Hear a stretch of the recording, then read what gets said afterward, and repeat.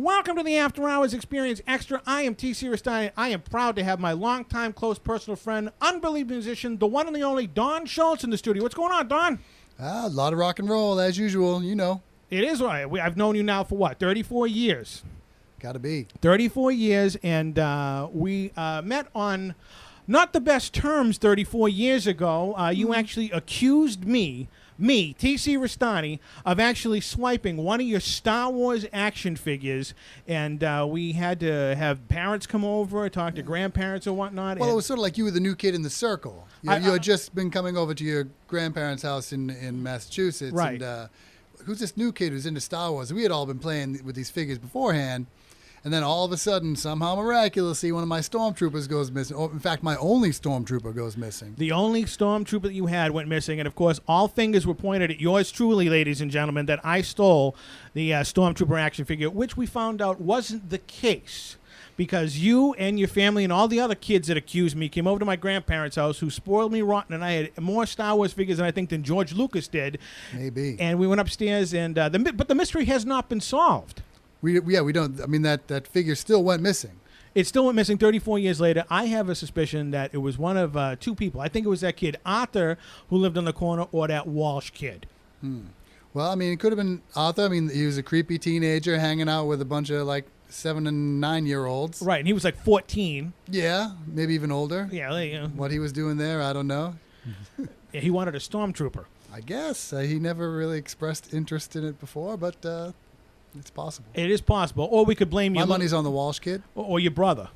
Yeah, well, I was thinking, too, maybe my brother might have broken it and was just afraid to tell us, for what might have ensued, like a little dose of cellar time or a little cellar time. Piab. Piab. Yeah, oh, God. We don't even want to get into Piabs. Well, maybe we'll get into Piabs. Now, like I said, I grew up in Atlantic City, and I spent my summers in Medford, Massachusetts with my grandparents right down the street from Don Schulze, and I used to know you was Donnie back then. Yep. And we had an interesting childhood, to say the least. We sure did. I mean, we went to the movies every single weekend in the 1980s. Like I said, a lot of the kids down here at the studio were born in the 1990s. Only experienced the 80s from what they see on VH1 and movies and whatnot, but we actually experienced every single second of the 1980s, and what a decade it was. Yeah, it was crazy. We had explosive time, man, and in the world and in our lives. Like I said, that's that time in our lives. I mean, from me, it was age 9 to 19. That was pretty formative years, and what a great 10 years for that. What a great ride that was. Now, yeah. Like I said, we went to the movies every single weekend. We saw everything. We didn't care what it was. We just saw it. Yeah, as long as there was something out, we were there. Yeah. And obviously, my favorite of the 1980s was Back to the Future. I think we saw that here. 13 times in a row. At least, yeah. Every weekend for the summer of '85. We went and saw that. Even we saw it a week after it came out on VHS in '86. We went to the movies, and the guy actually turned around and said, "Oh, it is here." And we were the only ones in the theater. Yeah. I'm sure that's not the only time that happened. And you dragged me to see Teen Wolf. I don't know that it was a drag, but yeah, we did go to see Teen Wolf. And I own it on Blu-ray to this day. Well, so, you've taken it a step further than I have. I like the song at the end, "Win in the End" or whatever it was. All right. It was a classic. Oh, you know what I'm talking about.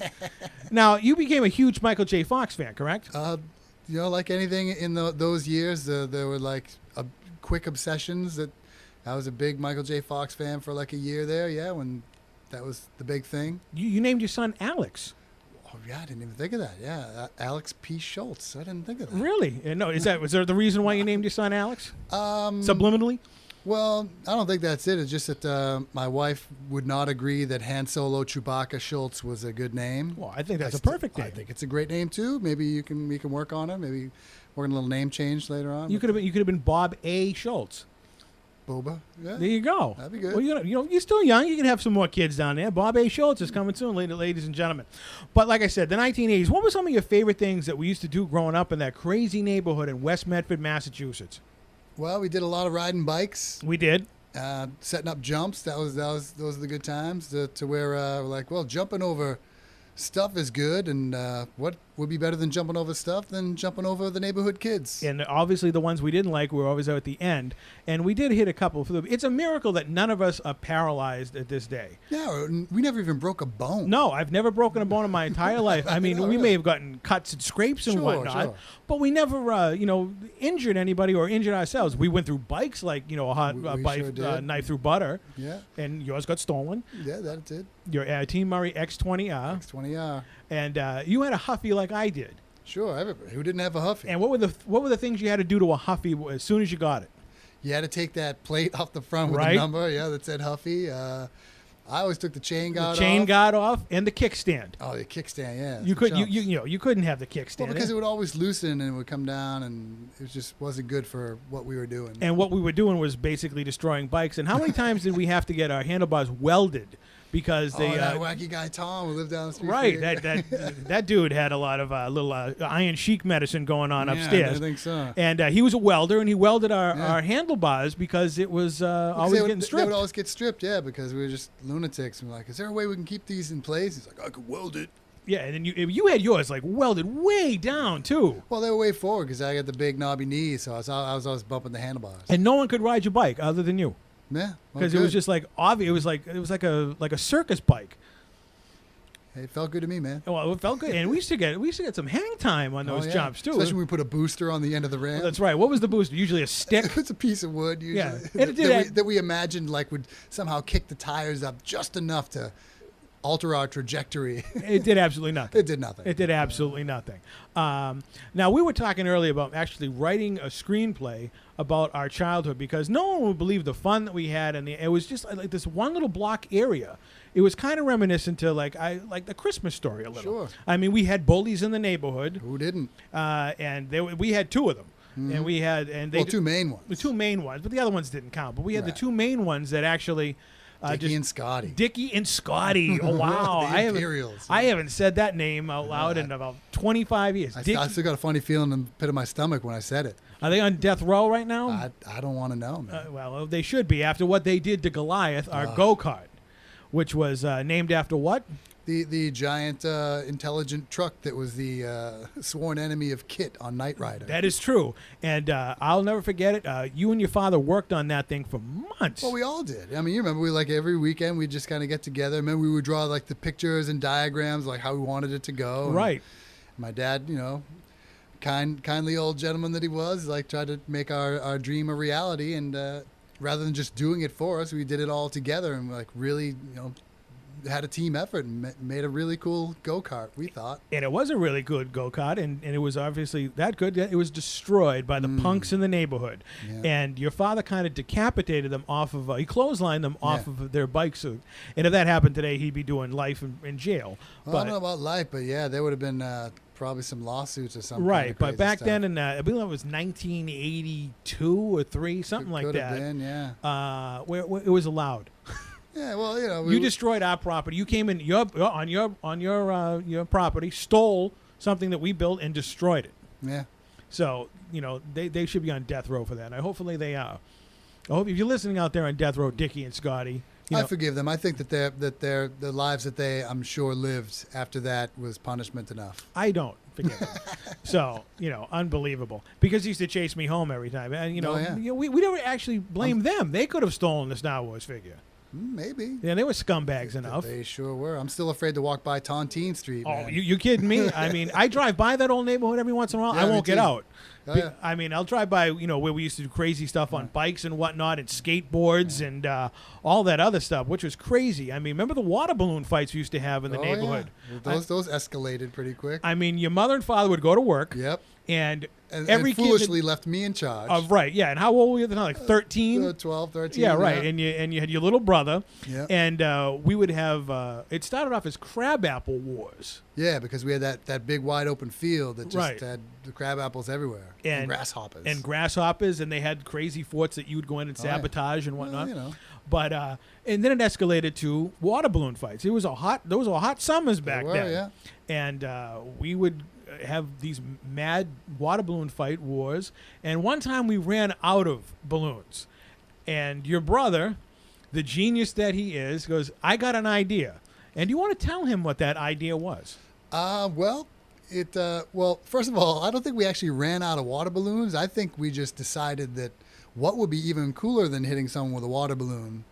No, actually, what happened was that someone filled a water balloon with either shaving cream or whipped cream. Right. And then that like blew up. Like they threw it through the bathroom window in my house. That's right. And it exploded like all over the kitchen. So then to get revenge for that, Eric decided to come up with the PIAB. The PIAB. Can you describe? What does PIAB stand for? PIAB is an acronym that stands for Piss in a Bag. Piss in a bag. Yeah. He thought it would be cool to, and he might have been right. And he grabbed a Ziploc bag. Ziploc bag, yeah. And he went back into the destroyed. This is before yellow and blue makes green. It was just all yellow. Right, it was all yellow, and he went back into the bathroom, which was destroyed by the shaving cream balloon. Yeah. And the Empire did strike back. Let's just put it that way. Yes. And didn't land on someone's like hibachi. I think the story goes. I think it landed near Brian's foot. And kind of splashed on him, maybe. And the rest was history.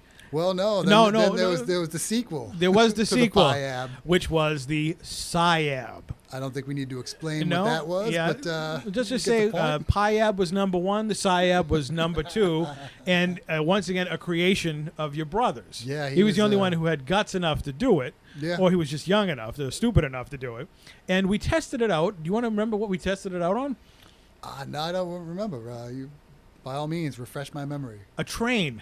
Oh, right, because we live right next to the train tracks. Right. We're always throwing stuff at that train. So these poor bastards coming home from work in Boston, and the train was slowing down, and a SIAB hit the window, and some poor dude that was reading his newspaper looking, and there was old number 2 streaking down his window. And I think, let's just say, we won the war. Yeah, I think after that, we pretty much... had a truce. We did have a truce because no one else was sick enough to do that. And to this day, SIAB has become a legend. Yeah. I mean, for those people who were there in that summer of, I think it was 84 or 85, will never forget the summer of the SIAB. Never.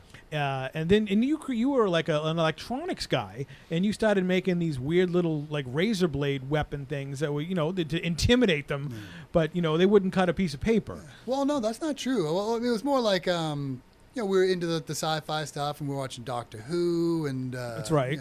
Then Back to the Future and the Goonies. That's and you true. See the Goonies. With Data. With Data, and he had like all those devices. And you're like, wow, that could be doable. So you learn a little bit about electronics enough to like connect a battery to a DC motor. I'm like, all right, well, I can attach anything to the shaft of that motor. So right.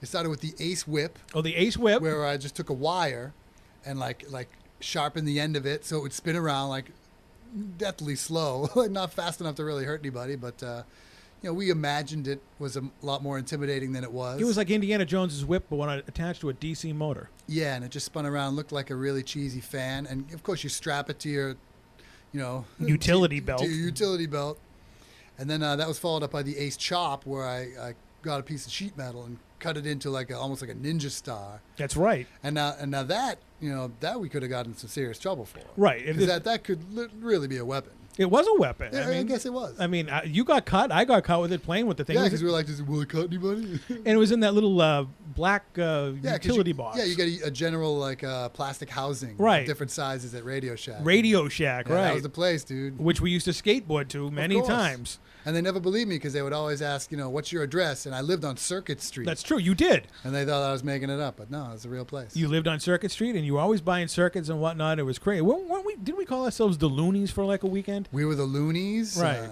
Yeah, we were the B team. Oh, I forgot about the B team. Were you a bear? Oh, yeah, well, I don't want to mention that. Obviously, the B team was a play on the A team in the 1980s. What was your name on it? I think I was Ace Man. Oh, that's right, Ace from Man. the Face Man. From Face Man. And Kevin was CD because that's sort of a cool dude. Right, this is before CDs even came out. Right. This is like back when there were tapes. And, right. Why was he the cool dude? Because he had that funky haircut? Yeah, his hair was really awesome. And, right. He thought he was really cool. He was Italian. I guess. Like myself, but he was yeah. full Italian. Right. But yeah, I remember that. It was the B team. And did we ever get any fights with anybody? No, we would just ride our bikes around in what we called formation. Oh, okay. This is before the Transformers, right? And that might have been right around the time of the Transformers. Okay. We were into that too, man, as I recall. That's right. Well, I mean, wow, the B team. I haven't remembered that in about 30 some odd years. And thank you for reminding me that we were the B team. Glad And I could help. actually, I remember you called me. The A team used to be on Tuesday nights. And they did a promo, and I guess Decker, the guy who was always chasing them, he goes, Yep. tonight we're going to make the A team the B team. And you heard that, and you like called me, did you see it? And I was like, yeah. So they plugged the B team. they plugged the B team, and obviously they weren't talking about us. But I think they were. really, and then weren't we the Speed Demons or Devils or something? Yeah, We we had might a- have been the Speed we had a Demons. bike too. gang. Yeah, we're a bike gang. You know, Right. whatever we wanted to do that. We were Saw 2. Remember the Society of the totally useless. That's right. We were a detective agency. Yeah, that didn't last too long. But we made a bunch of flyers and we put them on people's cars. That's and, like, right. Gave up my parents' home number. If you don't have a clue, call Saw SOT 2. 2. That's That's right. right, yeah. And no one ever called. No one ever called. Yeah, great detective agency. We still haven't found your stormtrooper yet. Yeah. Well, But what are the weird things that we used to do back then? I mean, that was. I mean, we were creative. Unlike the Sure. generation that are now, that just sit and look at their phones all day. Right. We were actually out there doing stuff. yeah, building stuff. Uh, we made movies. Remember we made the stop motion films of the the Star Indiana- Wars figures, Star that- Wars funnies. That's right. And we had the Indiana Jones one. We had him climbing up that hill, Yep. the action figure, and And we did a live action one later on. we did do a live I don't action. think we one. ever developed that one. I think that was like towards the end with the Super 8 Oh, camera. that's right. Was it your mother's Super 8 camera? And Life on Adel. Oh, Life on Adler with the claymation. With the and stuff. claymation yeah, thing. Yeah, We had them. We had like clay blobs riding Yeah. speeder bikes. something like that. Yeah. Yeah, and we actually then we did this a Star Wars version where we had the wiffle ball bats where we used it and we used to pretend that we could chop like Ben Kenobi in half, and Yeah. usually it was your brother that we hit with the bats and whatnot. But wow, that's insane. And then your mother was into photography, Yep. and we melted a Yoda figure on one of her light bulbs. Yeah, just to see. Did you ever get in trouble for that? No, I don't think she ever found out. Really? I think we put it on there and it started smoking and melting, and we pulled it away and it had like that string of plastic, and we're like trying to wave the smoke away so that we wouldn't get caught. Well, she knows now. Yeah. Well, how many years is that? Like, Yeah. Oh, we've told her a bunch of Oh, those you have? stories. Yeah, in fact, like we went out to Vegas. That's right, I'm Her and noticing my your brother. shirt Yeah, right yeah. there. Beatles love. We actually went out to see that, which was pretty great. oh, you didn't go out for the incredibly hooker cards? amazing. We got offered plenty of hooker cards, but we refused them all. We had other stuff to do. And you told her what? What did you tell her? Well, so late nights of just like walking around and drinking and telling stories, and When the truth comes out. yeah, I think we did tell her about the pie ab. Oh, okay. Well, what was her take on that? She was a nurse, so she actually emptied bedpans and whatnot. Yeah, well, I mean, yeah. So she just kind of refuses to believe some of it. She's like, I don't want to believe that you guys are really doing that stuff. And it's like, Well, well, trust you me, know. it was true. Oh, it happened. Well, it's glad you sold that house because you'd probably never want to go back into it again. Oh, actually, I took my son there like maybe a year ago, Really? just to ride his bike around the block and take a couple of pictures of the old house and old friend's house, Noe's house. The Ajay's fence is house. gone. The fence is gone. Yeah. The fence Looks is nice. gone. It looks nice. Well, Yeah. I mean, everything happened in that house. Remember when we... your brother was a big fan of that show Mask. Remember he had the Yeah. plastic car that looked like a DeLorean, Yeah. and you cracked open a television to get the cathode ray tube out, and we stretched like bare wire and Yep. like plugged it into the wall, and we were simulating the time machine from Back to the Future, and of course it melted the car. So Yeah, well, the best part, because that's when we discovered how like you could throw sparks by connecting the two ends of anything plugged into the wall. So we had this thing plugged into the wall, and the bare wire was stretched across the bulkhead, which was down on the angle.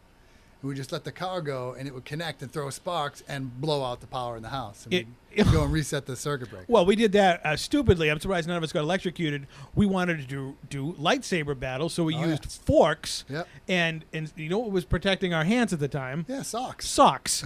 Big old 80s gym socks with the stripes. Right. So we would. There's actually, I think, videotape of it somewhere. Dude, I have that tape. Do you? Oh, yeah. Oh, we'll have to play that sometime. I think it was you and somebody else were. We had the music playing in the background, and then when we blew the power out, everything shut down, except the camcorder I had because it was running on Right. battery. Right. Unbelievable. We blew up eggs in microwaves. Sure. When microwaves became the hip thing, we put everything in the world in there: tin foil, eggs. Your brother killed a moth.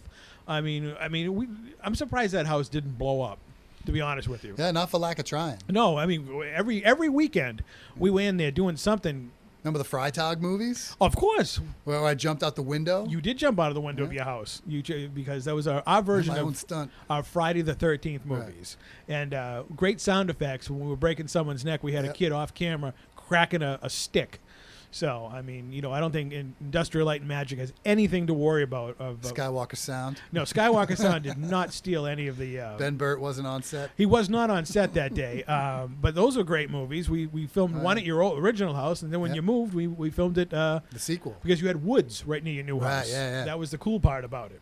What other crazy 80s things can you remember? I'm sure you're going to tell your kid all these things because... It'll be a while. Well, why not? How old is he now? He's 4.5. 4.5, and he's musically inclined like yourself? Yeah, he's getting there. I heard him actually playing harmonica on a little podcast that you did. Yeah, he loves the harmonica, and he likes playing the piano as well. Really? He likes singing. He likes, we'll play Legos, and he'll sit there for hours just going... It's just sing that song over and over on a loop. So basically, you got the greatest kid in the world then. I think so. Really? I mean, I'm a little biased. Well, obviously you're his father, but that's fantastic. That's a good thing that kids like Star Wars these days. Yeah, man, definitely. And music, and you're a big music fan, like you said. Sure. How did you get into music? Your mother was a Beatles fan, right? Yeah. Well, she used to sit around the house. Well, not sit around. She work around the house, and cleaning around the house, wondering why. Yeah, what happened? What happens when I go to work and I come home and this place is a disaster? This place is a wreck every time. Yeah. It wasn't like the ending of Adventures in Babysitting where everything got cleaned up and we sat down. Oh, we tried. We did try, but we didn't try good enough. No. So Beatles records. Yeah, she used to listen to the Beatles and other cheesy stuff from the 70s, but the Beatles was the thing that she had. She had the original records, from when she was a kid, and I always really liked it. That sound just kind of resonated with me. As soon as I heard it, I was like, wow, I really like that. It kind of stood apart from the other stuff that she was listening to. Who was your favorite Beatle? My favorite Beatle, probably then was John. Probably now would probably be more George. Really? He played the ukulele, right? Yeah. Well, yeah, George, one of his famous quotes is, everyone should play the ukulele. There should be a ukulele in every house. In every house, huh? Yeah. And how many ukuleles do you have in your house now? Right now I have 3. 3? Oh, that's 3 more than I have. So if you're listening out there, ladies and gentlemen, you need a ukulele in your house. It's kind of like a bathroom or a refrigerator. Kind of, yeah. So a ukulele, it's a new appliance that you need in your house. Yeah, well, the thing about it is it's an easily accessible instrument. You don't have to really learn a whole lot to be able to play something that sounds like a song on it. Really? It doesn't take a lot of musical training or finesse to be able to strum a couple chords. So. Now, when did you finally get your first ukulele? Because I remember as a kid you had your guitars. Yep. And you painted your guitar in multi-different colors. Yeah, I did that. Went through my Eddie Van Halen phase. And what made you say, the ukulele? That quote from George Harrison had always stuck with me. And, I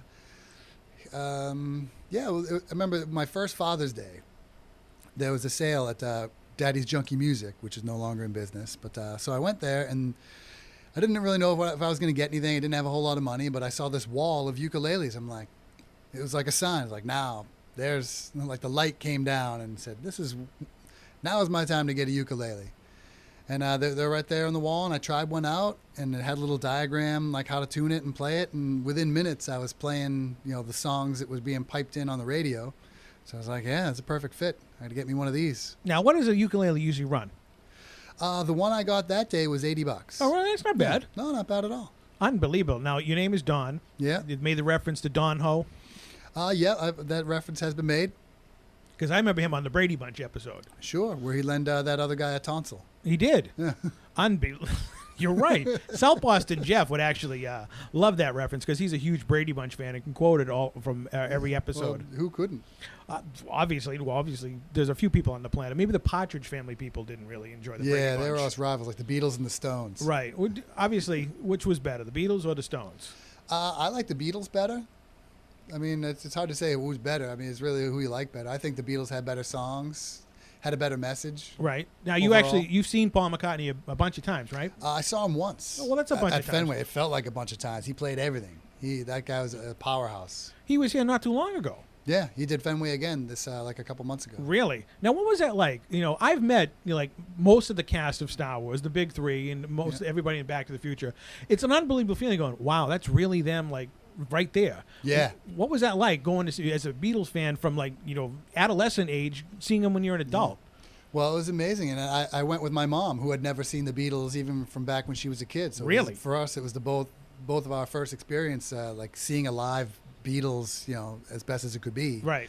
concert. And I mean, we were wicked far away. I mean, if we weren't looking at the jumbotron, wouldn't really be able to tell that it was Paul McCartney way over there. But when you heard him sing, dude, he nailed it. Well, Nailed it. I hang around South Boston, Jeff. He's a celebrity stalker. Sure. All right, between me, you, and the lamppost, Paul McCartney usually stays at the Four Seasons Hotel. All right. So next time he's in town, the Four Seasons Hotel. Well, I think I'll give the man his peace. He's given me so much peace over the years. I'll just let him Give be. peace a chance. Yeah. There you go. Now, what other rock influences were other than the Beatles growing up? Well, I mean, back in the day, there was the Jay Giles Band, Men at Work, were like the '80s groups that I really dug. Right. And then as you learn to play an instrument, as I was learning to play the guitar, you sort of like get into music that has like complex guitar, and like for me, that was like heavy metal, or just metal. I mean, sort of hard to, what the difference is, but like for me, I really liked Ozzy Osbourne, Van Halen. Before or after he bit off the bat? I guess it would be after, because I guess he did that at the very beginning of his career, or the beginning of his solo career. But I always like the songs, with the good melodies to it. I mean, I don't necessarily like the metal where people are just screaming and growling. I don't get that. Now, going back to Jay Giles, they're local guys from Boston around here. Have you ever run into any of them or jam with them? No, I wish I did. We actually had, I think Daniel Klein was down here maybe like 10, 15 years ago. Oh, yeah? He was plugging something down here. And I've met Peter Wolf, and I've seen him perform, little dive bars and whatnot. Yeah. I saw the whole Giles Band a couple of years ago with Aerosmith. Really? At Great Woods, when it was called Great Woods. What's it called now? I think it's like the Comcast Center. Oh, or it's some center, some big some companies. corporation bought it. Yeah, of course. Now, I remember when you had MTV as a kid. You were the only person around who had cable in the neighborhood, and I wanted to see Centerfold, the video, for the longest time. I kept missing it. Like, my grandparents didn't have cable, and down in Atlantic City, we really had minimal cable, and you kept calling saying, "Oh, dude, it was on again, and this was pre-VCR. Right, so couldn't tape it. So you couldn't tape it and whatnot. And then by chance, I was over your house. I think we were cleaning up after one of these, Siab wars, and it was like, and it came on. It was like the greatest music video I ever saw. It was fantastic. Yeah, man, good stuff. They had good videos back then. They did have good videos. They didn't make a lot of sense, but they were still good. Now, music today, I'm not a fan of any of the music today at all. I mean, obviously, I'm not a 13-year-old girl going crazy after Justin Blubler or whatever his name is. Right. But what's your take? You're a musician out there. I mean, what do you think about this, like, manufactured corporation music? Yeah. Well, I mean, we've always had manufactured music. The Monkees were manufactured, but I still love the Monkees. Right. I mean, granted, they're probably less manufactured in that they, for the most part, played their own instruments. Right. And towards the end, started writing their own songs. And had a great TV show. Had an awesome TV show. I love that show. To this day, I'll watch the Monkees. It's too bad Davy Jones is no longer with us. Yeah, that's a bummer, dude. And he was on the Brady Bunch. He sang "Girl." Yeah. Which was fantastic. Actually, he did a cameo on one of my son's favorite cartoons, is Phineas and Ferb. Oh, really? And he played some guy singing a song about meatloaf. Really? Yeah. Did he go, "Meatloaf, look what you've done to me"? Something like that. It actually sounded more like an Oasis song, but yeah, it was like a... But yeah, the junk today, I mean, seriously, your take on it. Yeah, well, I mean, people are just selling stuff. I mean, it's an industry like any other. They're going to sell what sells to the people that are buying it.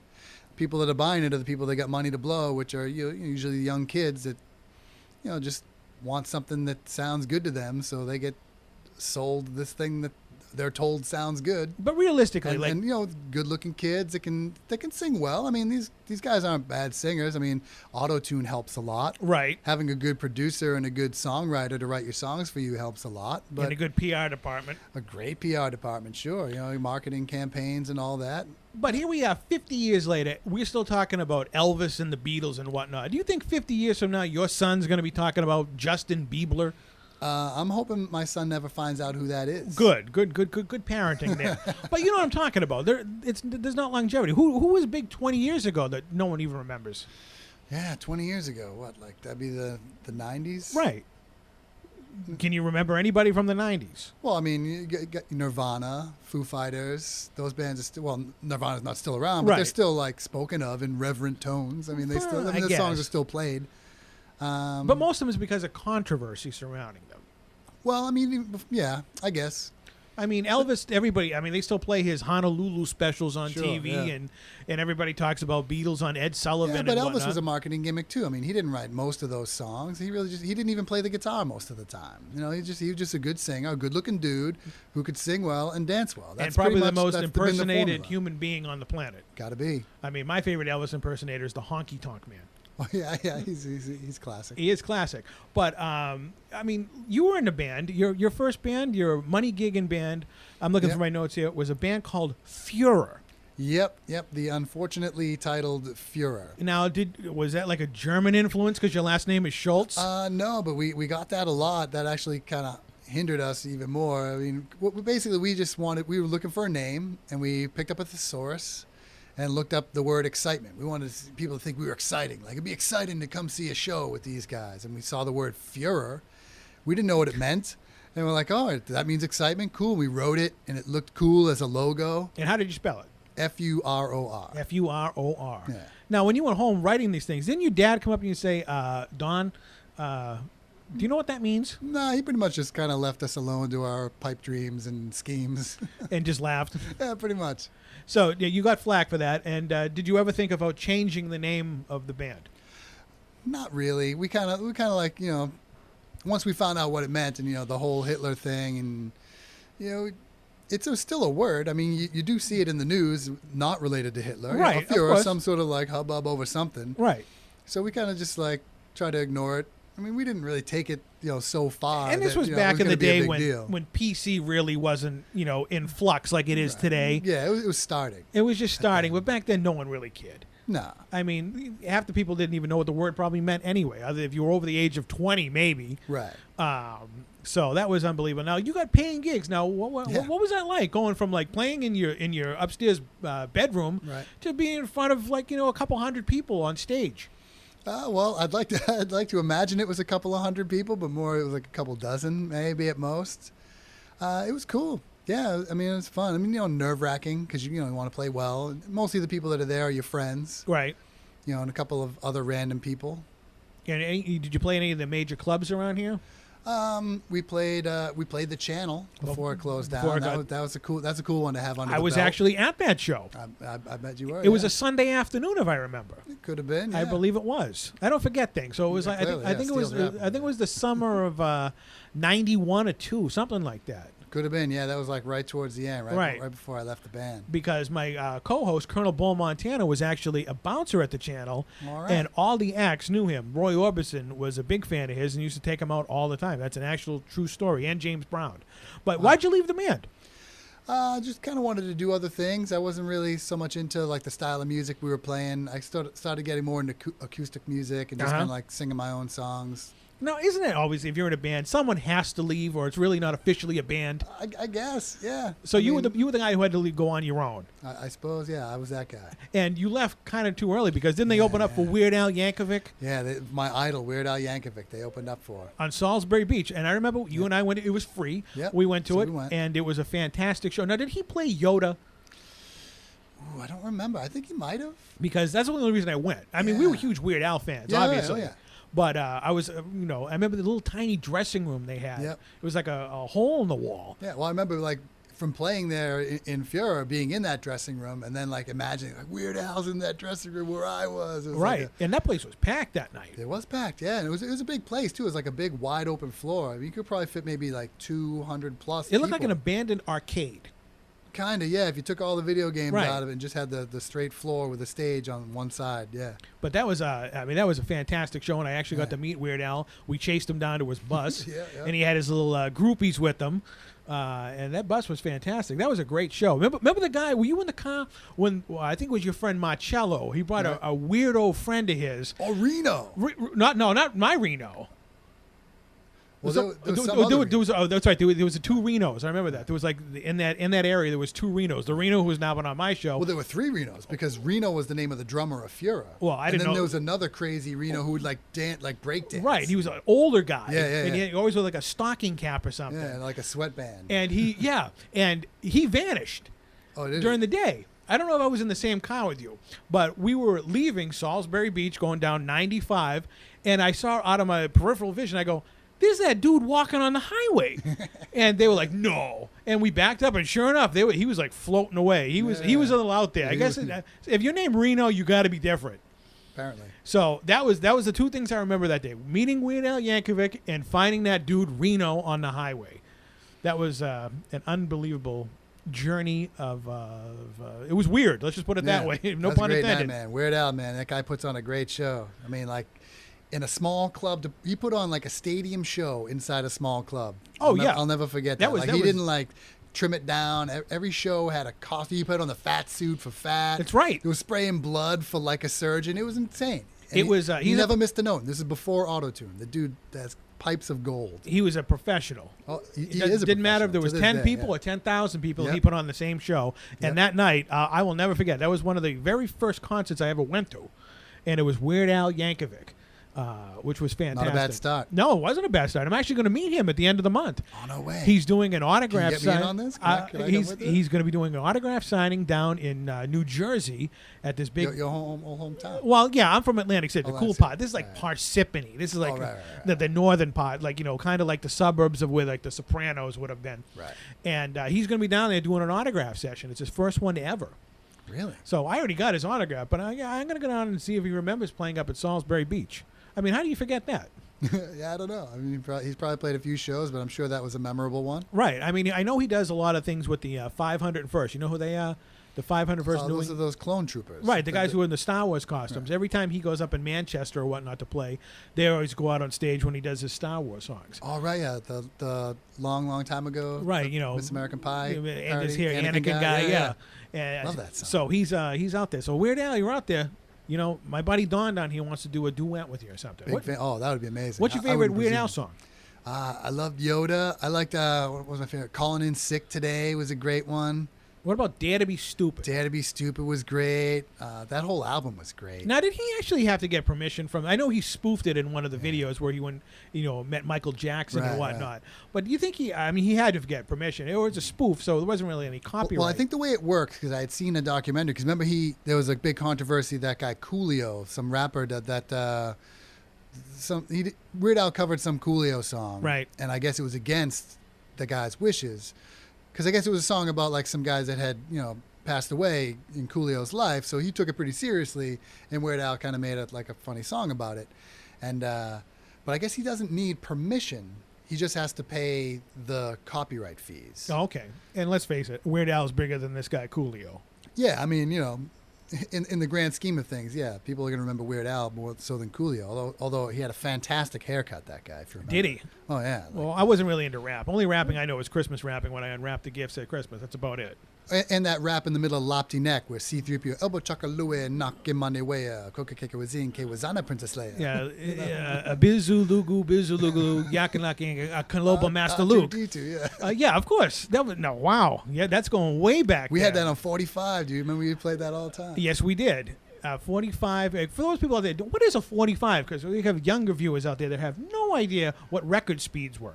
Yeah, well, you could play the records at a couple different speeds. Usually the big ones were 33 1/3 revolutions per minute, and then there was the smaller ones would be at 45, a bit faster. You could also do, if you had the cool ones, you get 78 for chipmunk fun. Really? Okay. And I had one that did 16. Really?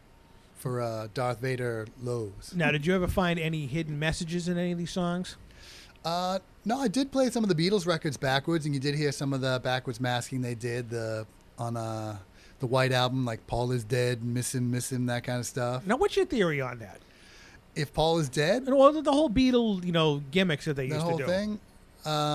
Yeah, I don't know. I mean, it's interesting because I don't know if like they intentionally did that or if it kind of came out and they just sort of like played into it.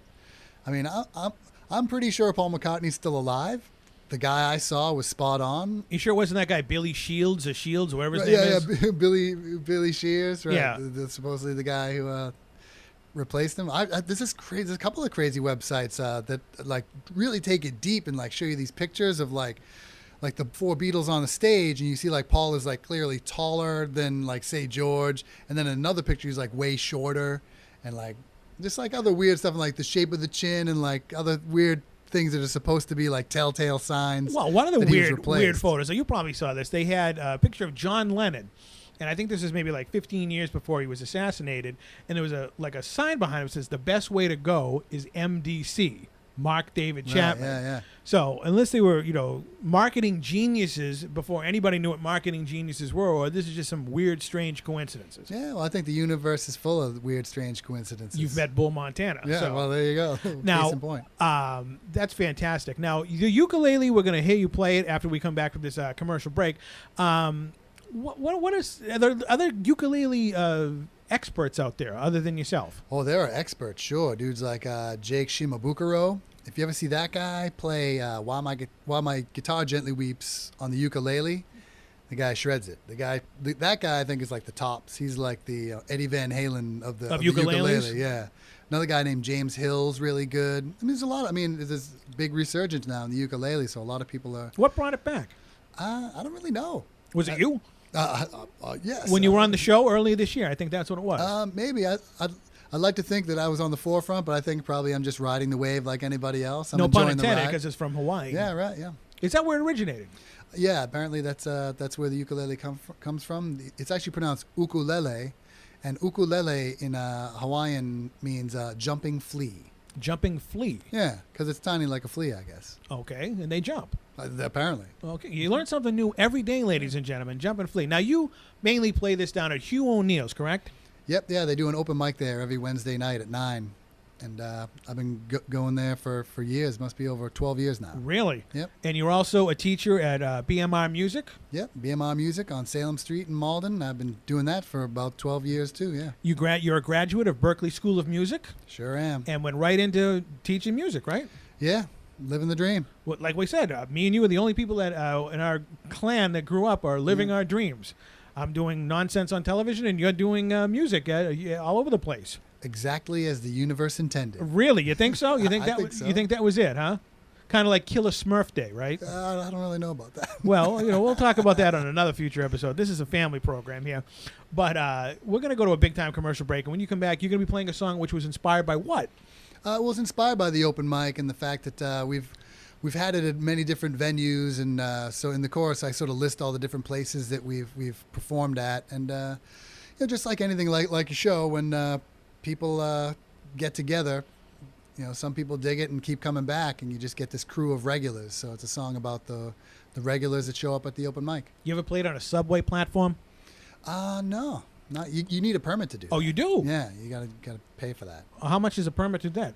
I don't know. And how much money do these guys actually make? It depends. I mean, rush hour, if everyone threw in a quarter during rush hour, you'd be loaded. Really? Well, we should get a permit. How much does a permit cost? I don't know. I never really looked into it. It's not something I really wanted to do. I mean, you're sitting there breathing in train fumes for hours and like singing to people who are just annoyed by you.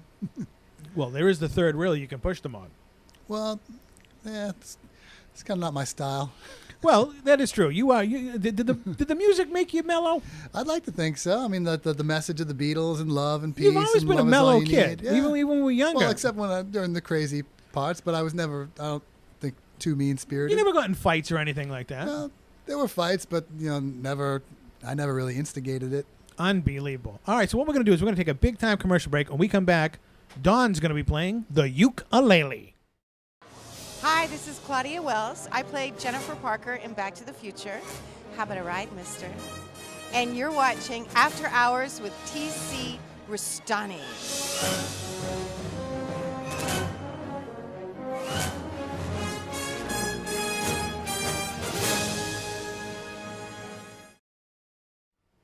All righty, welcome back to the After Hours Experience Extra. Now, the unique song stylings of Don Schulze.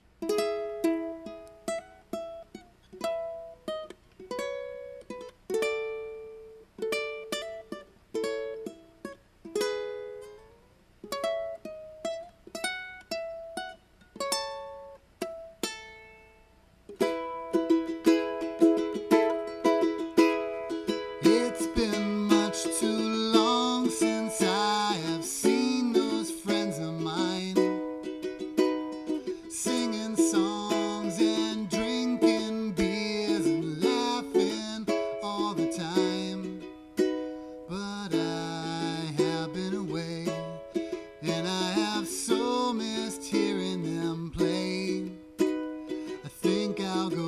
down there today. And I don't care if it's at Pearl Street Station or TJ's Roadhouse or down at the City Side Bar. 'Cause I'll go where the open mic regulars are. Even if they're at the Shamrock Inn or at Hummerock Beach or way back at Avenue C. That's where we used to be. Rock and roll stars. That's where the open mic regulars are. Jamming with you all has taught me what true rock's about. So let's play until the lights come on and then they'll kick us out. You know I can't stay away, 'cause you all make music much more fun to play. Man, I'm glad I came down here today. But I'd have come if it was at Pearl Street Station or TJ's Roadhouse or down at the City Side Bar. 'Cause I'll go where the open mic regulars are. Even if they're at the number 9 Ale House or Casey's Bar and Grill or Hugh O'Neill's Our Destiny. 'Cause that's where they let us be. Rock and roll stars. That's where the open mic regulars are. Where the regulars are, there will be rock. Where the regulars are, and where the regulars are, there will be rock. Oh yes, there will be rock. Where the regulars are, where the regulars are, where the regulars are.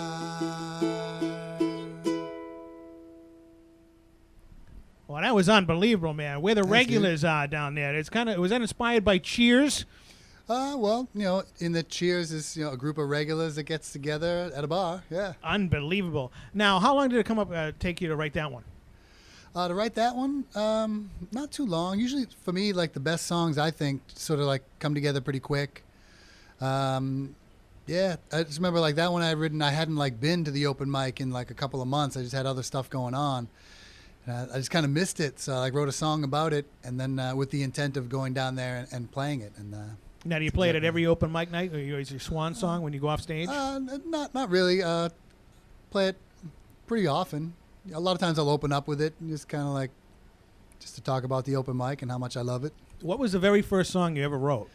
That would be the Sector 5 theme. Oh, God. Yeah, The you remember that? You used to play drums on that when you were in the band. Well, what drums was that? Like the was trash cans turned upside down? No, it was the fan. Back when fans had metal grills. Oh, that's right. Those were the drums. Yeah. Yeah. You played it with a pencil. I did play it with a pencil. The Sector 5 theme. Now, that was when we were very young, and we all hailed from different planets, I remember, huh? Yeah, I was from Rebus 12, and you were from Sector 5. Right. Where was Rebus 12 in the galaxy? I think it was a couple of parsecs left of Coruscant. Really? Now, Sector 5, I remember that. Now, do you remember how the Sector 5 theme went? It went just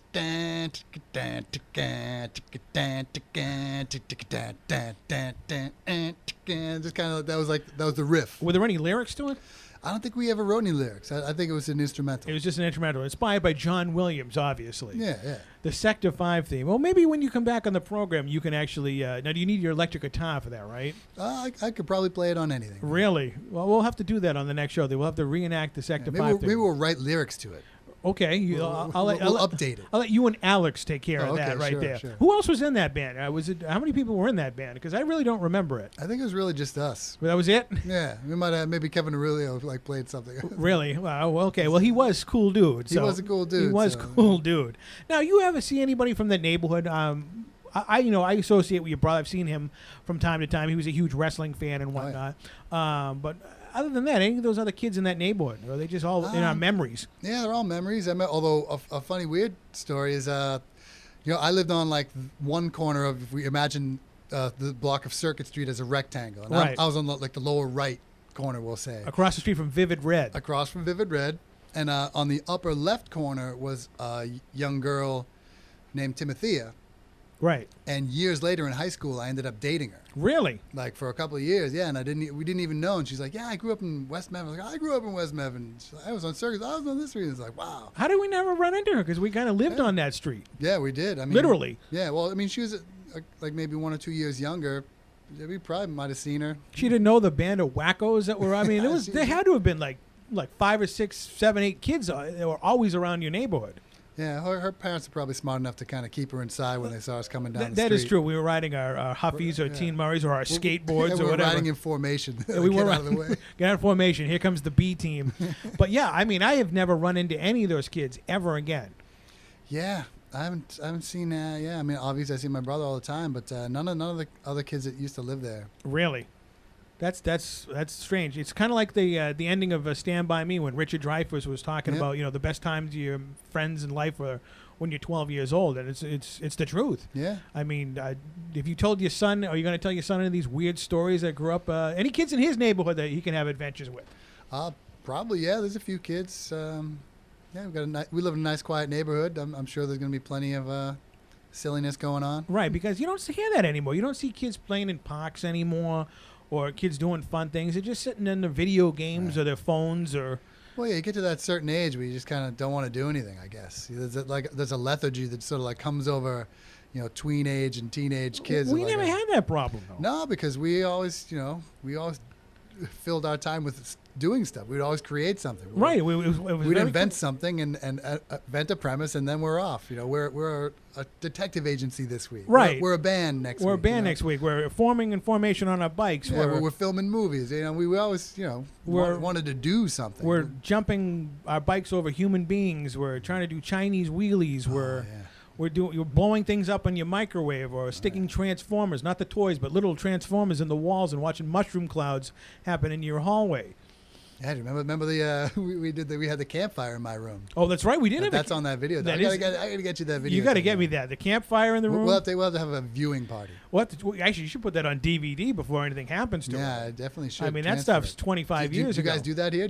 We do that here at my facility. I trust you guys. I don't know if I can trust this to get out in the world. Now, how old is that VHS tape? Got to be, I mean, what? It was in the 80s, right? So. 80. But my camcorder had flying eraser head, so it was none of those purple lines going on the side. Top-notch, craftsmanship by Quasar at the time. HD only before HD. It was HD before HD.